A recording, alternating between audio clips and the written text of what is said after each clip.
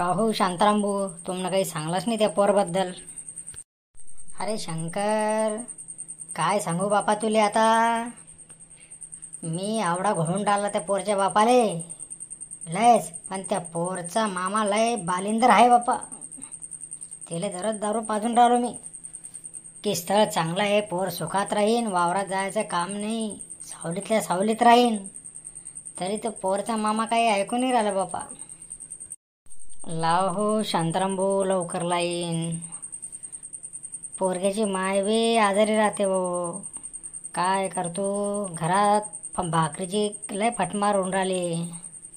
तुनं मनावर घेतलं तर आहे हो शांताराम भाऊ, तुझ्या भरोशावर अशा आता. त्या पोरच्या मामाले पाठव बापा, काही बी कर आणि एवढं जमाव. अरे जमायसाठी तर माझे प्रयत्न चालू आहे ना. पण मग आता करतो काय, तू आता मला आणखी 5,000 रुपये देऊन टाक. मी त्या पोरच्या मामाला बरोबर डब्यात घेतो आणि 8 दिवसामध्ये तुला डायरेक्ट पोर पाहायलाच बोलावतो मग. का हो शांताराम भाऊ, 10,000 तर देऊन टाकले झालं मी ना. तुम्ही अजून पैसे मागून राहिले आणि नाही जमला संबंध तर मग.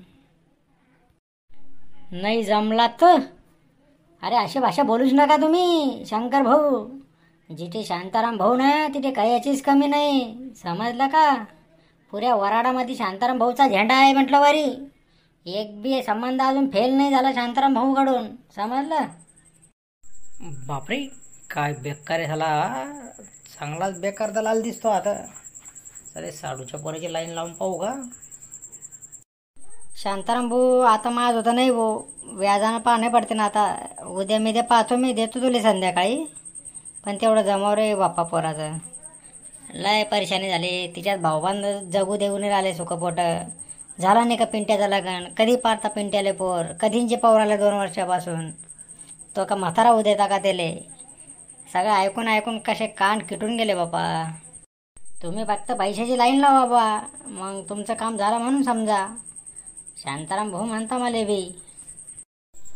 शांताराम भाऊ, आपल्या साडूच्या पोऱ्याकरता बी पाहा हो. पोरग्या शिकेल बरं आणि नोकरीला बी कंपनीमध्ये प्रायव्हेट परमनंट झाला. आता मागच्या महिन्यातच 45,000 रुपये पगार आहे. तुमच्या साडूच्या पोऱ्याचं लग्न झालंच असं समजा बुवा तुम्ही. मग आता अशा पोरायला तर लवकर पोरी देतात तिकडे. आपली लाईनच तशी मग पक्की तिकडे. तुम्ही फक्त 50,000 तयार ठेवा आपलं कमिशन, आणि समोरचे पार्टी मागीन तेवढं त्याला द्या. बाकी तर मी आहेच बाग सांभाळायला. जास्त होतं हो शांताराम भाऊ. 25,000 घेऊन टाका. समोरची पार्टी मागीन ते देऊन टाकू आम्ही. 50,000 एखादी लाख आलो. नाही ना बापा, लय झेलावं लागते त्याले. खाणार पेणार आटला तर मग तर विचारूच नका. त्याला पार्ट्या काय, दारू काय, तिच्यामध्ये बी त्याचे चोचले राहता. हा ब्रँड नको, तो ब्रँड नको, मला डॉक्टरच पाहिजे, मला व्हिस्कीच पाहिजे, मला बियरच पाहिजे. आता आमचं आम्हाला माहिती आहे बा ते काय झेलणं पडतं त्याला. तर आपल्या बी पोऱ्याची लाईन लागीन का हो. पैशाचं काही ताण नाही आमच्याकडे. काय करतो तुमचा पोरग्या सांगा तर फटकन त्याची बी लाईन लावून टाकतो एका टायमाला. सगळे 2-4 संबंधाचं जोडूनच मोकळा होऊन जातो मी बी आता. पोरग्या वावरात जातो बा. 50 एकर जमीन आहे, एक जुना वाडा आहे, 10-15 जनावर आहे, गाई म्हशी आणि एक बैलगाडी बा. अरे तुम्ही तर आमच्याच वराडातले दिसता बापा. इकडे खानदेशात आले काय राहिले. हाव ना, घर जावई आलो ना इकडे. पैसे सांगा मग तुम्ही किती लागतं ते देतो मग मी लगेच. 50,000 कमिशन आणि समोरची पार्टी मागीन तेवढे त्याला देणे. आपला उघड हिशोब आहे.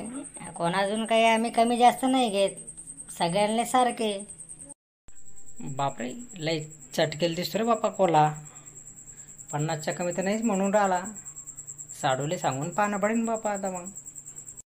तुम्ही सगळ्यांचे बायोडाटे ना माझ्या मोबाईलवर पाठवून द्या. माझा नंबर घेऊन घ्या शंकर भाऊंजून, मग मी लावतो लाईन आणि पोरीचे फोटो पाठवतो तुम्हाला मग. का हो शांताराम भाऊ, आपण चला एवढा खर्च करून राहिलो. साडू बी करीन खर्च, तिच्यात काही शंका नाही. पण ते पोरगी राहीन का नाही. अहो हे काय विचारून राहिले तुम्ही.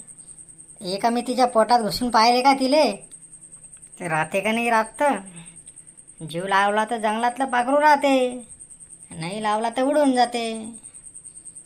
आता तुमच्यावर आहे बा ते, तुम्ही कसं वागवता पोरीले त्याच्यावर. हो तसं नाही शांताराम भाऊ, त्याचं बी बरोबर म्हणणं आहे ना. पोरगी खानदानी असली गरिबाची असली तर राहीन, ते जर अशी होखाऱ्या करणारी पैसे घेऊन पाहणारे असले तर कशाला राहीन मग. ते जबाबदारी तुमची ना, पाहून देखून जोडून देणं पडते ना, मग ते तुम्हाला करणं पडेल. तुमचं म्हणणं बरोबर आहे ना, मी तर बरोबरच पाहतो ना, पण कोणाच्या मनातलं काही सांगता येते का, काय राहीन ते. पण वस्तू तर घरात आणून द्यायची जबाबदारी मी ना, मी कमिशन कशाचं घेतो मग. तुम्ही सांगा बा, पोरी घरात आणून देणं मग काम, बाकी त्यांना कसं वागायचं ते तुमच्या हातात. पाठवला शंकर भाऊ, तुझ्या मोबाईलवर मी फोटो पाठवला बरं, पाय बरं. पोर तर एकदम चपरा आहे रे शिवाजी भाऊ. चल जाऊ दे, 10,000 कालच्या काल देतो मी तुला, लाईन लावतो काय बी, जोडतो पटके त्या पोरचा संबंध. पाहू दे रे शंकर भाऊ, कसं काय पोरगी.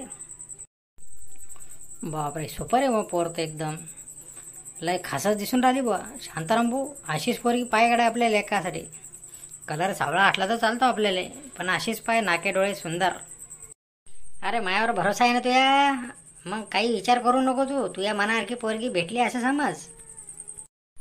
का रे शांताराम भाऊ, एका पोरगीचा फोटो किती जणांना पाठवता रे भाऊ तुम्ही रे. अरे आज फोटो तर तुम्ही मला पाठवला होता मागच्या आठवड्यात. आता पोरचं लग्न करायचं म्हणलं म्हणजे फोटो पाठवणंच पडते ना. मग तुम्हाला पाठवला, तुम्हाला पटलं नाही म्हणून आता दुसरीकडे दाखवावं लागेल ना आम्हाला फोटो. अरे कशाला बनवाबनवी करून राहिले शांताराम भाऊ, गरीब लोकांच्या भावनेशी खेळून राहिले.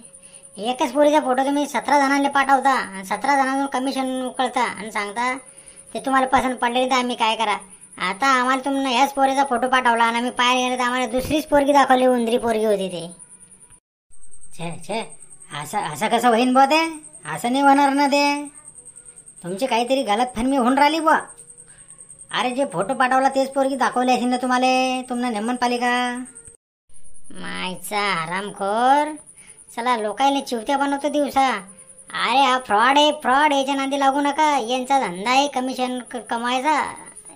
चला पिटायला चांगला हा ना चालेल. फसवून राहिला गरीब लोकायला. हे चांगलं नाही केलं गडाय हो तुमनं, मी सोडणार नाही एकेकाले, समजायला तुम्हाला पोलीस स्टेशनामध्ये जमा करीन. अरे तू काय जमा करशील आम्हाला, तुलेच पोलिस जमा करून घेतील. वय तू पुढे आलोच आम्ही तुझ्या मागून. फ्रॉड कुठला हरामी. मेलो रे बाप, मेलो.